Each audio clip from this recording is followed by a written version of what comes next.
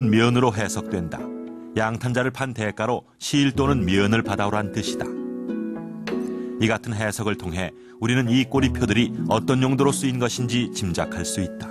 現在でもこれ표といって取引上商売上の取引で生産者が氷に対してですねいくらいくらでこの物品を売りたいというようなことを書くと思うんですが基本的にこの2つの牧書はそういった生産者が買い手に対してこの物品に対してその代価をどのような代価を要求するかそういったことが記されていると見ていいと思います.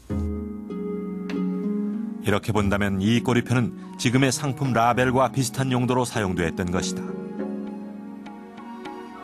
자초랑 댁은 제조업자를 나타내는 것이고 자칭모는 오늘날의 브랜드와 대비할 수 있다. 모전의 가치를 면 15군으로 나타냄으로써 제품의 가격을 표시하고 있다. 마지막 줄은 길이 7척, 넓이 3척 4촌이라는 뜻으로 모전의 치수를 나타내는 말이다. 요즘의 제품 크기에 해당한다. 꼬리표의 해석을 통해 우리는 일본 정창원에 소장돼 있는 신라산 양탄자들은 우연히 전해진 것이 아님을 알 수 있다. 상품의 라벨, 즉 꼬리표를 붙인 양탄자들은 신라에서 만든 것임을 표시한 일종의 수출 상품이었던 것이다.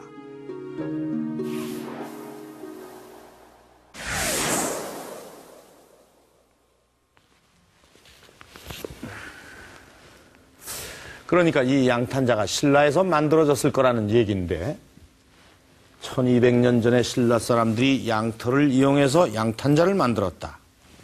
믿어지십니까? 요즘 우리 주변에서 쓰고 있는 카페트, 양탄자들 대부분 수입되어 온 것들인데 이 과연 신라 사람들이 이 양탄자를 만들 수 있었을까요? 이 양탄자를 만들려면 이 양털 가공 기술도 있어야 하고 염색 기술, 또 문양 넣는 기술도 있어야 할 텐데 말입니다. 그런데 한 가지 더 궁금한 것이 있습니다. 이 카페트를 만드는 데는 그 재료인 양털을 구해와야 하는데 양탄자 한 장을 만들려면 적지 않은 양털이 필요했을 텐데 과연 1200년 전에 신라 사람들은 양을 키웠던 것일까요? 조선왕조 실록을 뒤진 결과 양에 대한 기록을 여러 번 발견할 수 있었다. 세종 30년의 기록에는 예빈시에서 기르는 양이 1500마리라고 적고 있다. 조선 초기에도 적지 않은 숫자의 양을 국가 의례를 담당하고 있는 기관에서 키웠던 것을 확인할 수 있다. 양에 대한 기록은 고려 때도 찾을 수 있다. 의종 때 금나라로부터 양 2000마리가 들어왔다는 것이 바로 그것이다. 그러나 삼국시대와 통일신라 시대의 기록 어디에도 양에 대한 언급이 없다. 그때 양이 있었다면 어딘가엔 그 흔적이 남아있어야 하지 않을까. 우리 측 기록에서 찾을 수 없었던 양의 흔적을 일본 역사서에서 찾아낼 수 있었다. 신라인 이장행 일행이 여러 마리의 양을 가져왔다는 것이다.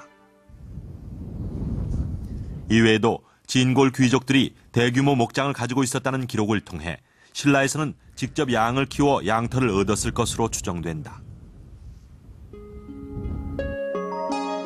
삼국사기 흥덕왕 때의 복식 관련 규정이다.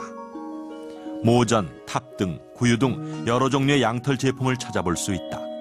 신라에서는 모전 외에도 여러 종류의 모직물이 사용되고 있었던 것이다. 그런데 사두품 이하의 백성들은 모직물 사용이 금지되어 신분에 따라 차별이 있었음을 알 수 있다. 모직물의 이름이 다양하게 나타나고 있는 것은 모직물 제조 기술이 그만큼 다양해졌고 발전했다는 것을 의미하겠습니다. 그리고 그 신분의 한계를 규정하고 있는 것은 신분의 한계를 뛰어넘어서서 일반적으로 모직물을 많이 사용했다는 그런 의미가 되겠는데 이러한 것들은 국가 차원으로 봤을 때는 신분 질서를 붕괴시킬 위험 소지가 있기 때문에 국가로서는 당연히 규제를 했던 것으로 이렇게 생각할 수 있겠습니다.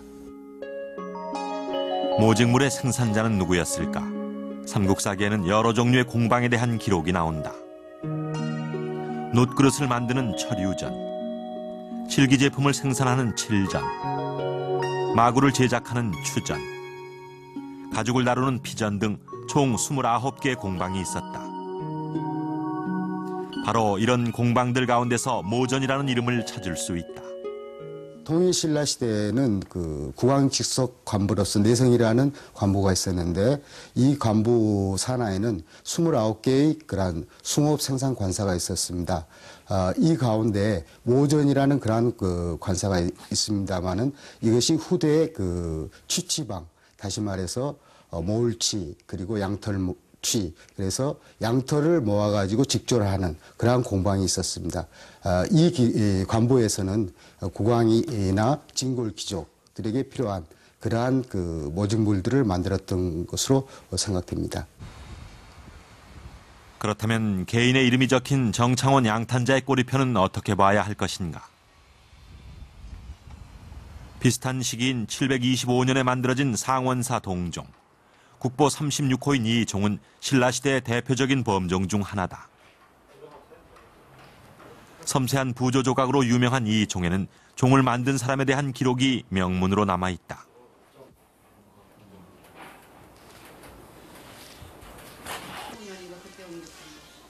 조남택 장 3호 대사. 이 조남택이라는 것은 그 신라의 금입택 중에 하나였다고 생각이 되는 진골 귀족의 아주 그 부유한 대저택을 의미합니다. 거기에 이런 그 독자적인 이 공장이 소속되어 있었고 또 이 독자적인 공방도 설치가 되어 있었을 가능성이 있습니다. 이에 따르면 여기서 사용된 택 혹은 택이라는 말은 귀족 가문을 뜻하는 것이고 상원사의 종을 만든 이는 그 귀족 가문에 소속된 장인이라는 해석이 가능하다.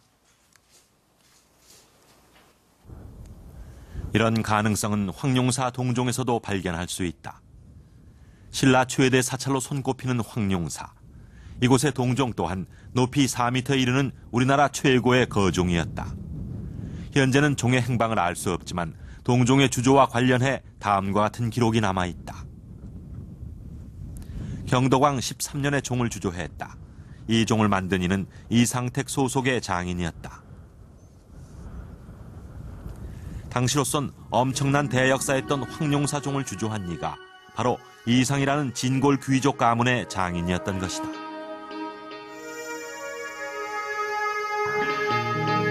정창원의 양탄자들 역시 신라 진골 귀족 가문의 공방에서 만들어졌던 것이다. 그렇다면 과연 이들은 어떤 방법으로 모전을 만들었던 것일까? 전통적인 모전 제작 기법을 재현해 보기로 했다. 모전을 만들기 위해서는 먼저 정제된 양털을 뜯어 서로 교차되도록 가지런히 놓는다.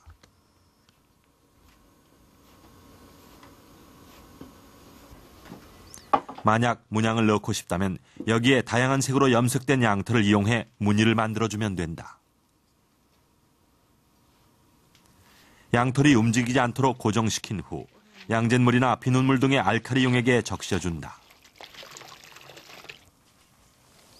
그리고 방망이 등을 이용해 열을 발생시킨다. 이런 과정을 거치는 동안 양털들은 서로 엉겨 떨어지지 않게 된다. 오늘날 펠트를 제작하는 원리와 같은 것이다.